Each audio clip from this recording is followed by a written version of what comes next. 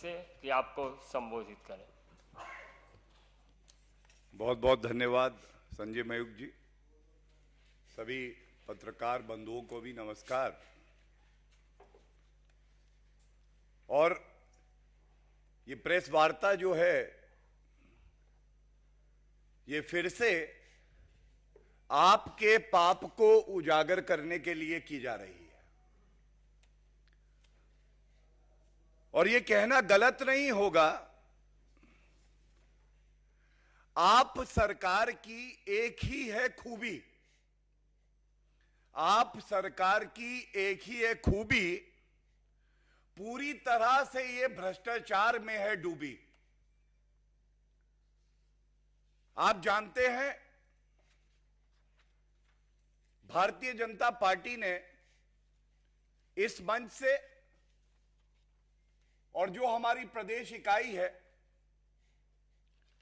उसने पुरजोर तरीके से अरविंद केजरीवाल जी का भ्रष्टाचार जो है उसको उजागर किया है। जनता की आवाज बनके, चाहे वो आबकारी घोटाला हो, चाहे वो क्लासरूम घोटाला हो, और आज डीटीसी की जो बसेस हैं उसमें भी एलजी महोदय ने सीबीआई जांच की सिफारिश को स्वीकार करके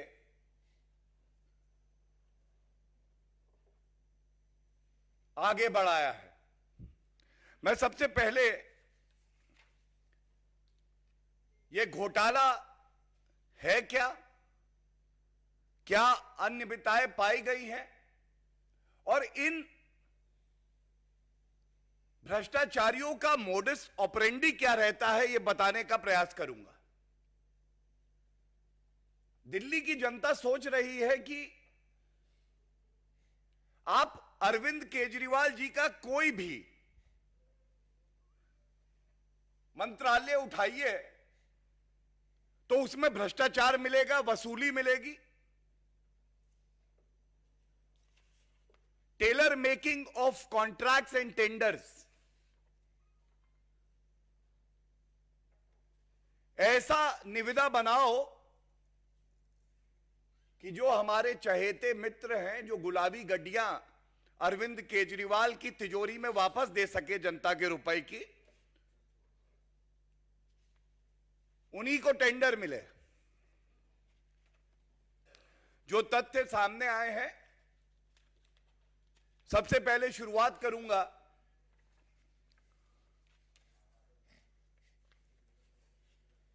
अरविंद केजरीवाल जी जब चुनाव दिल्ली का लड़े तो इनकी 10 गारंटी थी। आज यह कहना गलत नहीं होगा, अरविंद केजरीवाल पर्याय बन गए हैं भ्रष्टाचार का, लूट खसोट का।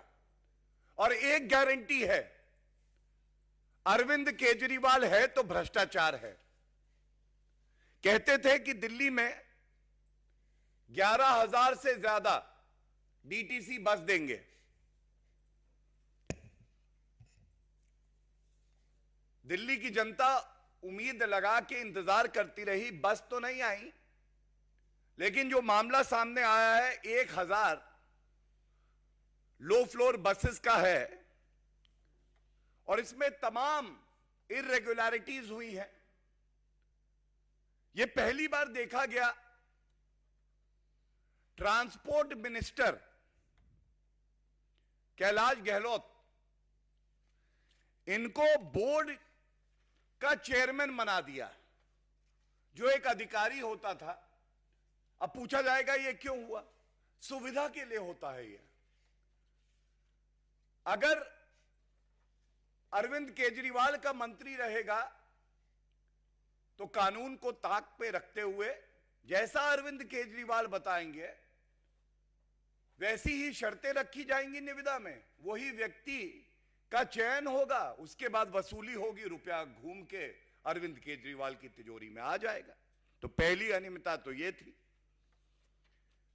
और जनता को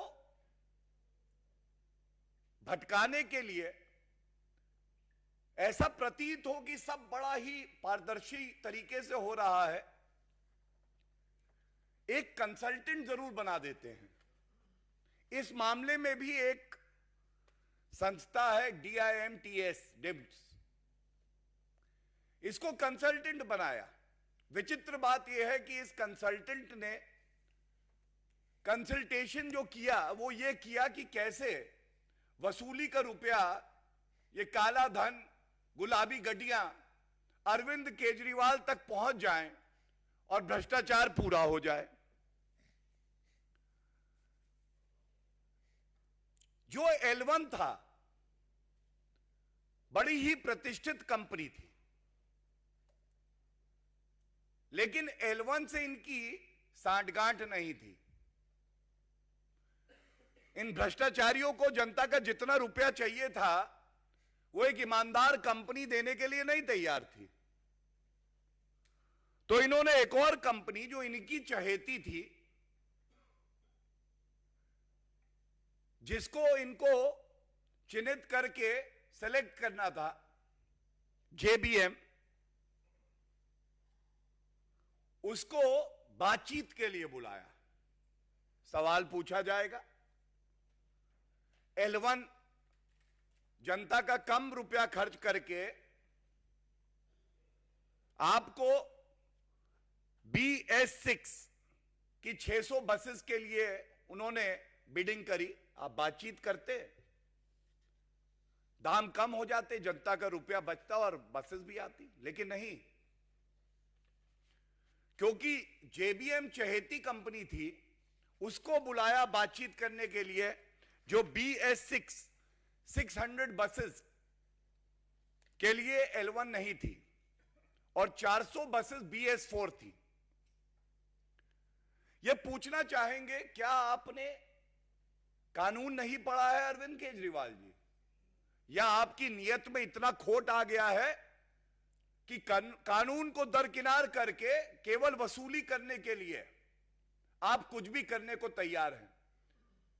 There are multiple judgments of the Honorable Supreme Court that there has to be a level playing field. समानता होनी चाहिए हर बिडर के लिए।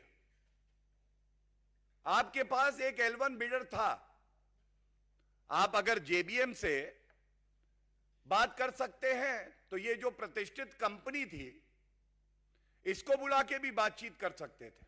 और जब मैं कहता हूं प्रतिष्ठित, तो बड़ी जिम्मेदारी से कहता हूं, देश की सबसे प्रतिष्ठित कंपनी, उसको नहीं बुलाया गया। और ये जब सारा मामला सामने आया तो तमाम कंप्लेंट की गई। जो नागरिक हैं, जो ईमानदारी का झंडा लेके खड़े रहते हैं, जो चाहते हैं अरविंद केजरीवाल का भ्रष्टाचार पकड़ा जाए, उन्होंने भी कंप्लेंट दी। और इस बात को कहते हुए हमें गर्व है कि भारतीय जनता पार्टी ने भी, और मेरे साथ विजेंद्र जी भी बैठे हैं, इनकी भी एक कंप्लेंट है, इस मुद्दे को पुरजोर तरीके से उठाया। एक कमेटी का गठन हुआ, retired IAS officer OP Agarwal ji ने जो सारे बिंदु थे उसका गहरा अध्ययन किया, और गहरा अध्ययन करने के बाद एक रिपोर्ट दी गई। और इस रिपोर्ट में बिल्कुल स्पष्ट हो गया कि तमाम ऐसी अनियमितताएं जानबूझ के करी गई, कानून की अनदेखी करते हुए, क्योंकि मकसद केवल एक था। मकसद यह था कि जो हमारे मित्र हैं उन्हीं को हम ये टेंडर दें और इन मित्रों से हम भ्रष्टाचार का इत्र लगाएं।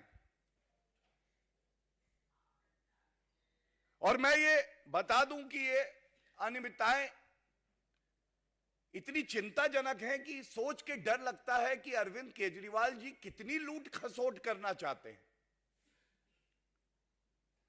जनरल फाइनेंशियल रूल्स होते हैं, अरविंद केजरीवाल जी, आप बताइए, जनरल फाइनेंशियल रूल्स का पालन आपने क्यों नहीं किया? क्या आप अपने आप को संविधान से और कानून से ऊपर समझते हैं? एक मैनुअल है प्रोक्योरमेंट ऑफ गुड्स, उसकी गाइडलाइंस हैं, आपने उसका भी पालन नहीं किया। ऐसा क्यों है? और जैसा हमने आपके समक्ष रखा था जब क्लासरूम घोटाला हुआ था, सीवीसी की अपनी गाइडलाइंस हैं कि जब सरकारी रुपया खर्च होगा तो पारदर्शिता भी होनी चाहिए और जितने मानक हैं उन सब का पालन करना जरूरी है। और पुनः अरविंद केजरीवाल जी ने कहा कि नहीं, सीवीसी जरूरी नहीं है, मेरे लिए तो करप्शन जरूरी है। अगर मैं आया हूं तो करप्शन तो करूंगा ही करूंगा, जनता का रुपया तो मुझे लूटना ही है। ये जो सवाल हम लोग यहां से पूछ रहे हैं, ये गंभीर सवाल हैं। और सबसे महत्वपूर्ण, जो 1000 बसेस आनी थी, इनकी मेंटेनेंस का ठेका भी इस तरह से बनाया गया कि जो इनबिल्ट 3 साल की मेंटेनेंस होती है मुफ्त, आप किसी से नई बस लेंगे तो वो कंपनी आपको कुछ साल के लिए मेंटेनेंस देगी, उसको जोड़ दिया मेंटेनेंस कॉन्ट्रैक्ट में, जिससे कि भारी रकम हम दें इस कंपनी को, वापस हमारे पास घूम के आए, और जो इनबिल्ट मेंटेनेंस प्राइस में है उसको दोबारा फैक्टर इन कर दिया इन्होंने अपने मेंटेनेंस कॉन्ट्रैक्ट में। ये कुछ प्रमुख बिंदु मैंने आपके समक्ष रखे, और तथ्य हैं जो भी रखे जाएंगे, लेकिन अब मैं कुछ मुख्य बातें आपके समक्ष रखना चाहता हूं। जब सत्येंद्र जैन जेल की सलाखों के पीछे गए, उससे पहले उनको सर्टिफिकेट अरविंद केजरीवाल ने दिया था कि कट्टर ईमानदार हैं। ईमानदारी देखिए, 3.5 महीने से जेल में है। लेकिन एक बदलाव आया। आज मैंने प्रेस वार्ता सुनी आम आदमी पार्टी की, एक गंभीर आरोप आता है। जो अपने आप को कट्टर ईमानदार पार्टी कहती है, उसका प्रवक्ता आके ये नहीं कहता है कि घोटाला नहीं हुआ। आप इस बात पे ध्यान दीजिएगा। आज आम आदमी पार्टी ने यह नहीं कहा कि घोटाला नहीं हुआ, उन्होंने एक और मुद्दे को उठाया, और जो उनका मूल चरित्र है कि मुख्य मुद्दे से भटका दो, सही काम को लटका दो, वही काम आज कर रहे थे। अगर आप मुख्य मुद्दे से भटकाएंगे तो मैं ये जरूर कहूंगा कि आप अगर लटकाना जानते हैं ना, तो जनता झटका देना जानती है। दूसरी प्रमुख बात जो उठाना चाहेंगे, आज यह भी नहीं कहा गया कि हम कट्टर ईमानदार हैं, और मजबूरी है। जब एक के बाद एक हवाला घोटाला, स्वास्थ्य मंत्री जेल में, उप मुख्यमंत्री मनीष सिसोदिया आबकारी घोटाला, अब ट्रांसपोर्ट डिपार्टमेंट का डीटीसी बस घोटाला, पंजाब के स्वास्थ्य मंत्री घोटाला करके जेल में जा चुके। तो अब कैसे कहेंगे हम कट्टर ईमानदार हैं? और जनता भी समझ गई है ये कट्टर बेईमान है। एक बात और इनकी प्रेस वार्ता में आई, और जनता बड़ी समझदार है, वो भी अचंभित थी। इन्होंने कहा कि देखिए, जब बस आई नहीं तो घोटाला कैसे हुआ? अरविंद केजरीवाल जी, चोर शातिर है, चोर चोरी करने जाता है, पुलिस दबोच लेती है, जनता पकड़ लेती है।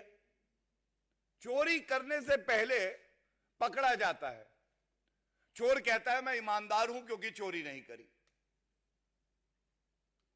चोरी करने का प्रयास, मंशा जो आपकी है, और क्या यह सत्य नहीं है कि आपने शिकायत जब आई तो ये जो 1000 बसेस का जो टेंडर आपने अवॉर्ड किया था, इस पे रोक लगाई? ये तथ्य आपने जनता के बीच में क्यों नहीं रखा? अपनी तरफ से आप भ्रष्टाचार पूरा कर चुके थे, वसूली हो चुकी थी, काला धन आपकी तिजोरी में पहुंच चुका था। लेकिन जब एक मजबूत विपक्ष दिल्ली में भारतीय जनता पार्टी है और अपनी जिम्मेदारी का निर्वहन करके शिकायत करी, जनता की आवाज बनी, आप पे दबाव बना, आपको लगा हां हमारी चोरी पकड़ी गई है, तब आपने कहा ये जो अवार्ड दिया है बसेस का, इस पे रोक लगा दी जाए। अरविंद केजरीवाल जी, आपसे पूछना चाहेंगे, क्या ये तथ्य सही नहीं है? और आज ये जरूर आपसे पूछा जाना चाहिए, आप इधर उधर की बात मत करिए। आप हमें जो प्रश्न हम यहां से उठा रहे हैं उनका उत्तर जरूर दीजिए। आप ये बताइए, ऐसा क्यों है कि आपकी मोडस ऑपरेंडी, सबसे पहला दोस्तों को बुलाओ, अरविंद केजरीवाल उन दोस्त से कहें तुम मुझे गुलाबी गड्डियां दो, मैं तुम्हें टेंडर दूंगा।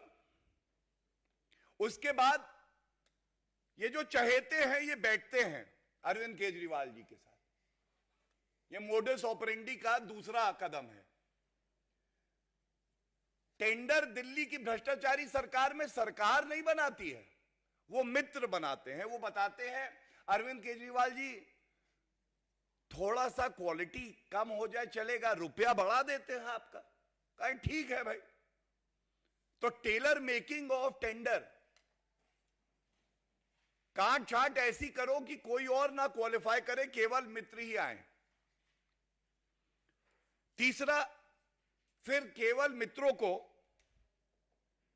टेंडर जो है वो दे दिया जाता है, बाकी सब बाहर हो जाते हैं।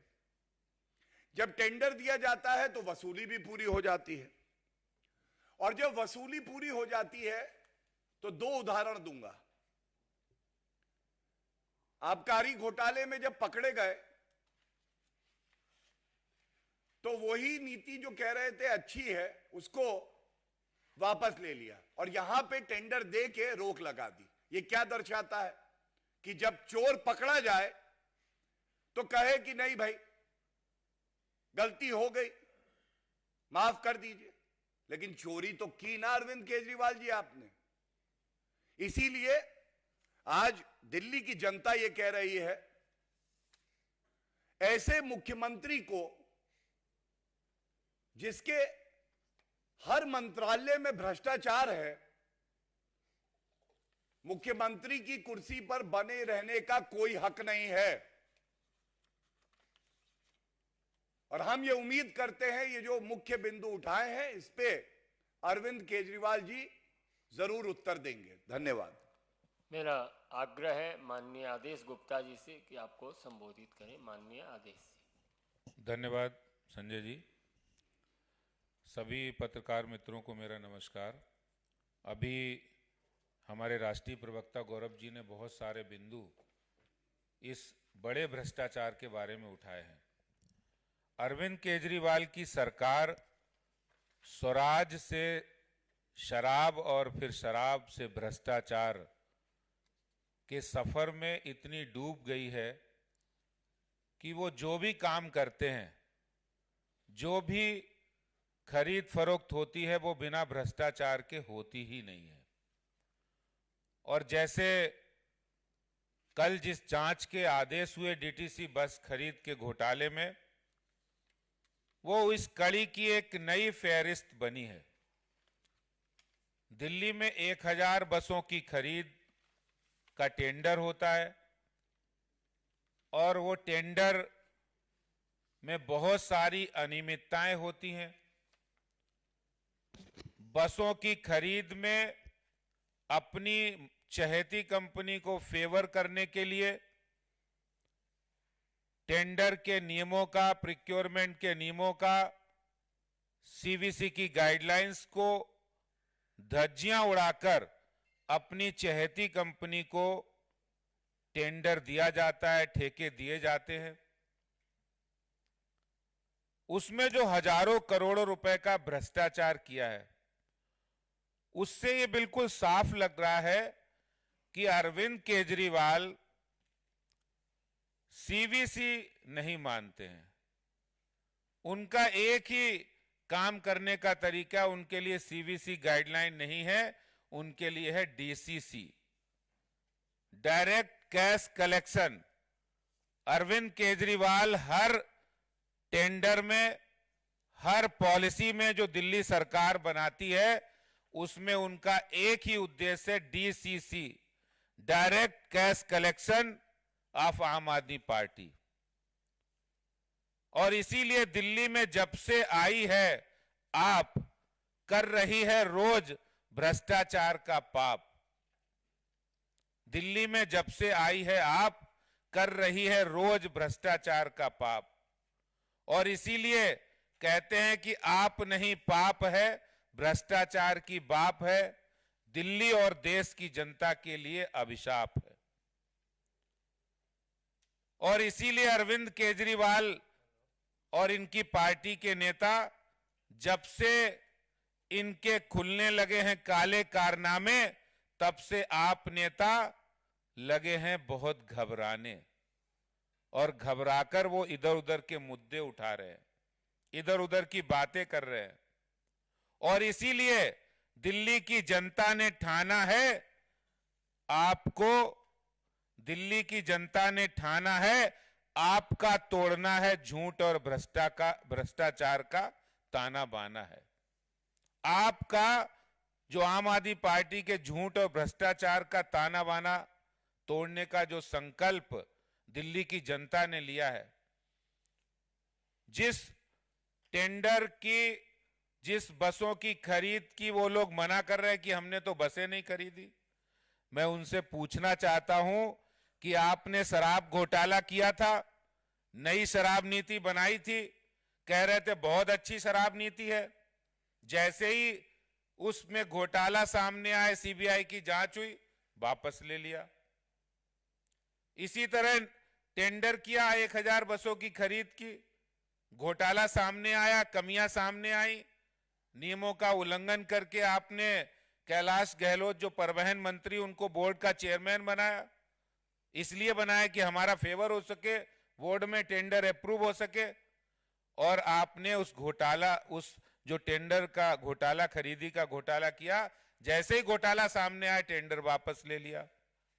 तो एक नहीं अनेक घोटाले, लूट सामने आ रही है, और जब वो पकड़ी जा रही तो आप मुद्दे को भटकाने की बात कर रहे हैं। आज मैं ये कह सकता हूं कि ये डीटीसी का नया घोटाला भ्रष्टाचार की, आम आदमी पार्टी के भ्रष्टाचार की नई इबारत है, ये नई कहानी है। और अब ये स्पष्ट हो गया है, अरविंद केजरीवाल का मतलब हो गया है लूट, खजाने की लूट।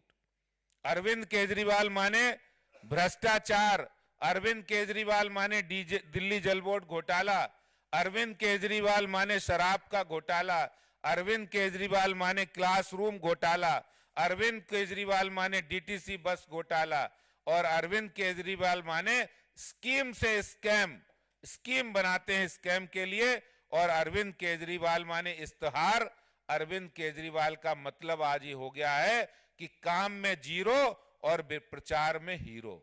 ये अरविंद केजरीवाल आज भ्रष्टाचार के इस मुकाम पर उन्होंने दिल्ली को लाकर खड़ा कर दिया कि कोई भी डिपार्टमेंट, कोई भी काम ऐसा छोड़ा नहीं जो बिना भ्रष्टाचार के आज आम आदमी पार्टी कर रही हो।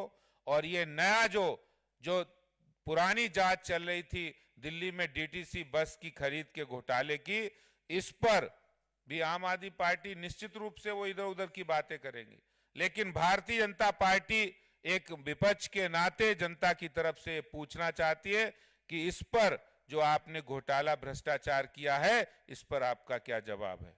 बहुत बहुत धन्यवाद। आग्रह होगा इसके खिलाफ निरंतर विधानसभा में आवाज उठाने वाले वरिष्ठ विधायक विजेंद्र गुप्ता जी से कि आपको संबोधित करें।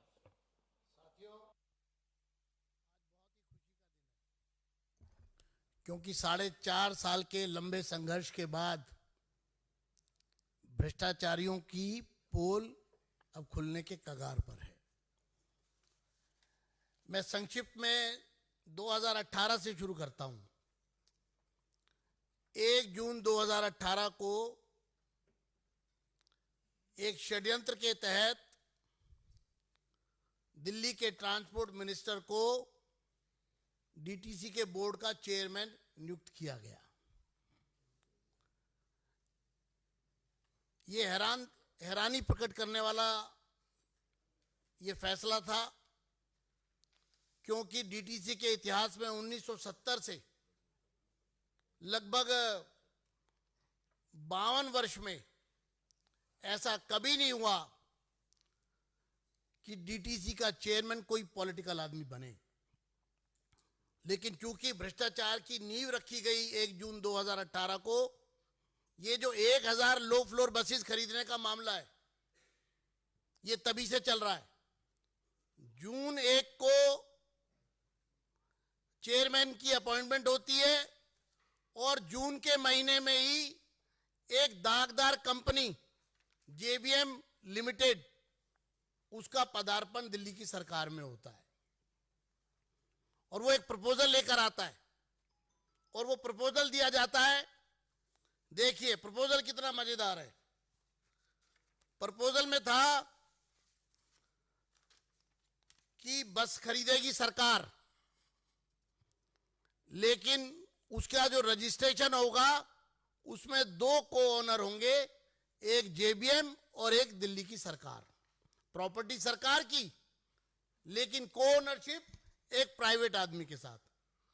दूसरा टेंडर कोई नहीं होगा, बिना टेंडर के उसके प्रपोजल पर ओके। तीसरा, उसको 14,000 रुपए प्रतिदिन सरकार पेमेंट देगी। बस सरकार की, सीएनजी सरकार की, कंडक्टर सरकार का 14,000 रुपए पर डे देगी।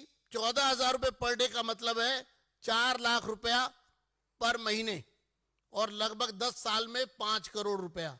बस की कीमत 70 लाख रुपए। हमने ये मामला वहां से उठाना शुरू किया। मैं नेता विपक्ष था।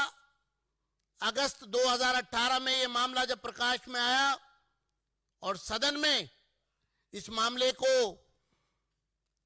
ले जाने के लिए जो हमने प्रेस वार्ता की, तो उसके बाद इस पूरे प्रपोजल को दबा दिया गया। फिर एक नई शुरुआत हुई जुलाई 2019 में, और जुलाई 2019 में जो L1 था उसको वर्क ऑर्डर नहीं दे रहे, L2 से नेगोशिएशन कर रहे हैं कि L1 के रेट पर आप देना। और इसके अलावा जब बोर्ड की मीटिंग में यह मामला आया 2019 जुलाई का अप्रूवल के लिए, तो मैं 2-3 पंक्तियां पढ़ देता हूं, क्योंकि हमने भी उस समय भी इस मामले पे ऑब्जेक्शन किया और एंटी करप्शन ब्रांच को कंप्लेंट डाल दी। इसमें एडिशनल चीफ सेक्रेटरी मीटिंग में कहते हैं, made queries about the manner in which the tender has been dealt by the DTC and it was pointed out by her that this was one tender, but the DTC is processing the same as if there are 2 separate tenders for the BS4 and BS6. Tender एक, लेकिन उसको split कर दिया board की meeting में लाकर work order देते वक्त। उसके बाद अधिकारियों ने, ये मिनट्स की कॉपी है मेरे पास, जुलाई 19 में जो टेंडर हुआ उसकी मीटिंग जो हुई बोर्ड मीटिंग, छठी बोर्ड मीटिंग 19 की 10/12/2019 को, उसमें पूरा एक एक वर्बेटम है कि किस तरह चीफ एडिशनल चीफ सेक्रेटरी ने उसका विरोध किया और बाद में लास्ट में ये तक कहा कि it was further informed by additional chief secretary transport that a request letter dated 27/11/19 has also been received from anti-corruption branch government of NCT of Delhi for seeking prior approval of the competent authority under section 17A PC Act 1988। यानी कि एक तरफ ACB जांच करने के लिए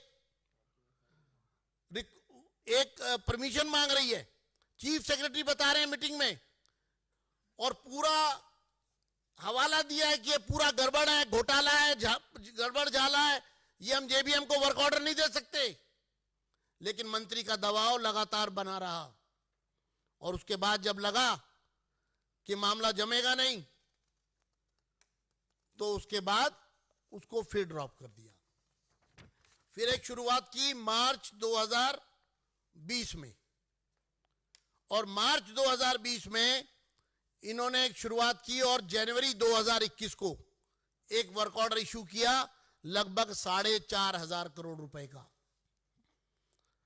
और उसमें स्कोप था 250 बसेस और बिना टेंडर के खरीदने का, जिसके भी वर्क ऑर्डर का पार्ट बना दिया गया और बाद में फिर अगली मीटिंग स्पेशल कॉल की गई, उसको विड्रॉ किया गया।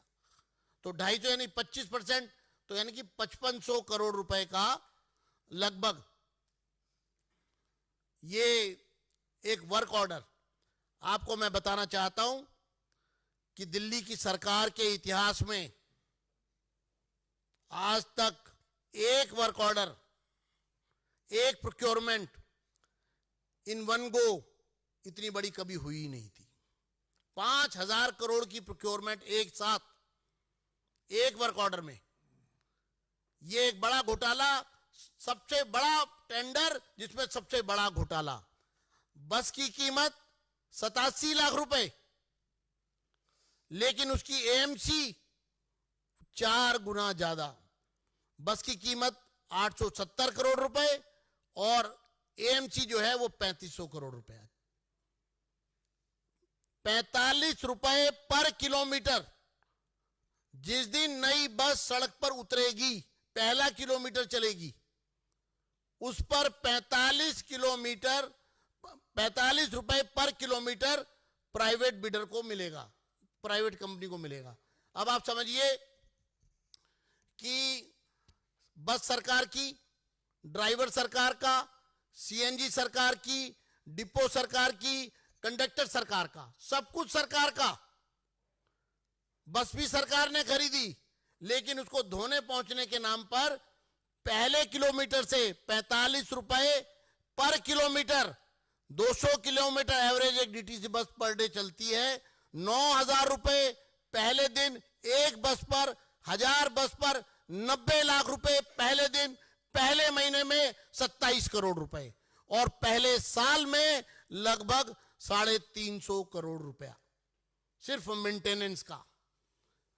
बस की कुल कीमत 3 साल में, जब वारंटी पीरियड है 3 साल का, उसके अंदर अंदर बस की, उससे ज्यादा बस की कीमत कंपनी को दी जा रही थी। हम लोगों ने मामला उठाया मार्च में हाउस के अंदर, और जब लगा कि बात काबू से बाहर जा रही है तो आपको जान के हैरानी होगी, जनवरी 2021 को वर्क ऑर्डर इशू करते हैं। 6 महीने बाद, लगभग 5 महीने बाद 11 जून को ये ऑर्डर निकालती है दिल्ली गवर्नमेंट कि हम ये जो बसें खरीद रहे थे 1000, इसको हमने अबेंस में डाल दिया है। हम पूछना चाहते हैं कि जब वर्क ऑर्डर सरकार इशू कर देती है, एक एग्रीमेंट साइन कर लेती है, कॉन्ट्रैक्ट हो जाता है, तो सरकार ने किस अधिकार से इसको अबेंस में रखा? एक, दूसरा जो एजेंसी थी, जो कल्प्रेट है, वो चुप क्यों रहा? क्या उसको कोर्ट गया? जब 4,500 करोड़ का माल आप खरीद रहे हैं, तो उस 4,500 करोड़ के माल पर जनवरी में आप वर्क ऑर्डर देते हैं, 5 महीने में उसने प्रोक्योरमेंट के लिए पूरा जो अपना रॉ मटेरियल जुटाना वो करना और सप्लाई देने का तैयारी करना। और हमारा सीधा आरोप है कि जनवरी में जब वर्क ऑर्डर इशू किया गया, वर्क ऑर्डर के साथ ही रिश्वत ली गई। सरकार में वर्क ऑर्डर के साथ कैश, मोटा माल केजरीवाल के लोगों ने, केजरीवाल जी ने लिया वर्क ऑर्डर देने के बदले में। और जून में उस ऑर्डर को, वर्क ऑर्डर को अबेंच में डाल दिया। 16 जून 2021 को लेफ्टिनेंट गवर्नर ने एक कमेटी गठित की। उस कमेटी की रिपोर्ट में साफ रूप से यह आ गया कि एनुअल मेंटेनेंस कॉन्ट्रैक्ट में भारी घपला हुआ है, लेकिन मैनिपुलेशन की गई और क्लीन चिट का भ्रम पैदा करने की लोगों के बीच में कोशिश की गई। उसके बाद मामला सीबीआई को सौंप दिया गया 16 अगस्त 2021 को, और 21 सितंबर 2021 को सीबीआई ने प्राथमिकी दर्ज कर ली। अब आप देखिए, एक प्राथमिकी दर्ज है और उपराज्यपाल महोदय ने जो रिकमेंडेशन दी है और उसमें साफ रूप से ये रिक्वेस्ट भेजी है, डायरेक्शन दी है कि जो पी रजिस्टर्ड है 4A 2021, उसके साथ इसको क्लब करके और इस केस में कार्रवाई की जाए। आपको मैं बताना चाहता हूं डीटीसी की हालत क्या है। 2014-15 में जब ये लोग आए थे तो डीटीसी का घाटा था 1019 करोड़ 36 लाख रुपए सालाना 2014-15 में। आज वो घाटा बढ़कर के लगभग 2200 करोड़ रुपए सालाना हो चुका है। डीटीसी 2200 करोड़ रुपए सालाना में नुकसान में, और ये घाटा लगातार बढ़ रहा है। आज डीटीसी के पास जितनी बसें डीटीसी की चल रही हैं, वो सारी बसें 7.5 लाख किलोमीटर से ज्यादा चली हुई है और 12 साल से ज्यादा पुरानी हैं, यानी कि कंडम बसें हैं। उनकी मेंटेनेंस पे आप जानते हैं, इन्होंने एक एग्रीमेंट किया जिसके मिनट्स मेरे पास हैं कि जो बसें एक्सपायर्ड हो गई हैं, जिनका टाइम पीरियड पूरा हो चुका है, जो 7.5 लाख किलोमीटर चल चुकी हैं, हर बस का 50 लाख रुपया मेंटेनेंस का कॉन्ट्रैक्ट किया है। 1000 बसेस पर 500 करोड़ रुपए की पेमेंट सरकार के खजाने से जा चुकी है 3 साल की मेंटेनेंस के लिए सिर्फ, और इतने में नॉन एसी बस आती है। तो साथियों, मैं इतना कहूंगा अंत में कि ये कोई छोटा मोटा घोटाला नहीं है, ये बहुत बड़ा घोटाला है जो इनके प्रवक्ता लोगों को गुमराह करने की कोशिश कर रहे हैं। मैं उनको खुली चुनौती देता हूं कि वो खुले मंच पर आकर हमसे बहस करें, लोगों के सामने आए, और जिस घोटाले में भ्रम पैदा कर रहे हैं, टेंडर तो हुआ ही नहीं, उसके वर्क ऑर्डर को अबेंच में रखा गया, कैंसिल नहीं किया गया है, वो भी आपके सामने है। धन्यवाद। आपके कोई प्रश्न हो तो पूछ सकते हैं। मोहित भट्ट।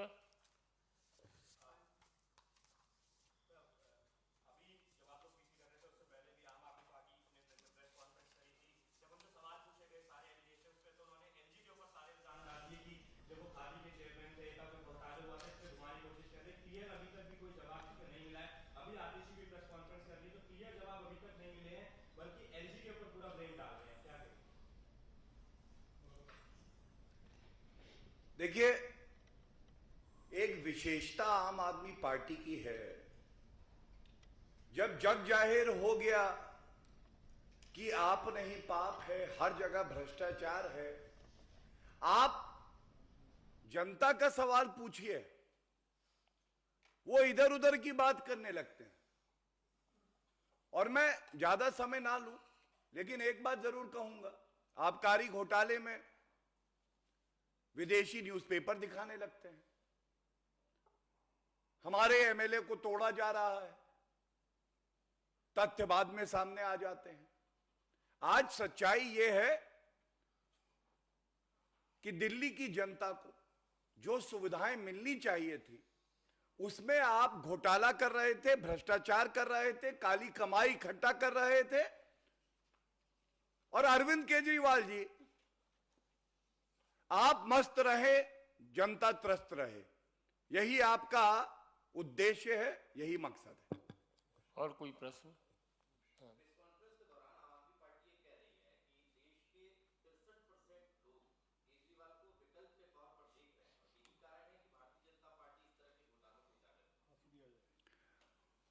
देखिए, ऐसा है, जो जानकारी हमारे पास आती है, 99% भ्रष्टाचारी अरविंद केजरीवाल को ही चाहते हैं। 99%। उनको पता है, अरविंद केजरीवाल के साथ ड्राइंग रूम में बैठो, चाय पियो, निविदा खुद बनाओ, गुलाबी गड्डियां दो, टेंडर पाओ। लेकिन जनता की कौन सोच रहा है?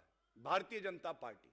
और जनता की आवाज इतनी प्रखर, इतनी मजबूत कर देंगे कि अरविंद केजरीवाल भी खुद आके बोलेंगे कि आप कट्टर बेईमान है।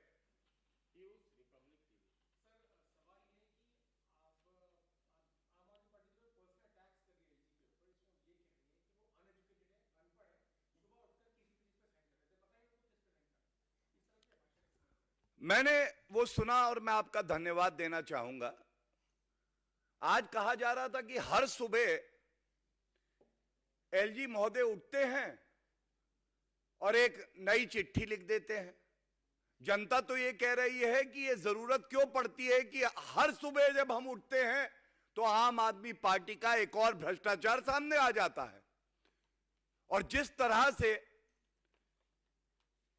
एक व्यक्ति कानून का सहारा लेके आपको डेफेमेशन का नोटिस देता है और उसको फाड़ दिया जाता है, यह खुद में दिखाता है कि आम आदमी पार्टी एक अराजक अपराध पार्टी है। अराजक अपराध पार्टी आप।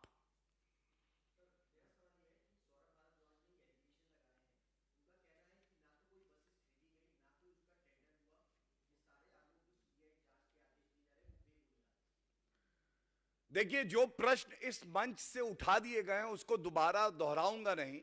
मैंने वो प्रेस वार्ता सुनी, उन्होंने ये नहीं कहा ये घोटाला नहीं हुआ, नंबर 1 2 उन्होंने ये नहीं कहा कि हम कट्टर ईमानदार हैं, ये तो चला गया। और तीसरी बात, चोर चोरी करने जाता है, पुलिस लपक लेती है, कहता है मैं चोरी तो नहीं कर पाया इसलिए ईमानदार हूं। ये कोई तर्क है? ये अरविंद केजरीवाल का तर्क है। और मैं फिर से कहूंगा, जनता ये जो लटका रहे हैं, भटका रहे हैं, जनता भी ऐसा झटका देगी, जिंदगी भर याद रखेंगे। बहुत बहुत धन्यवाद। Thank you.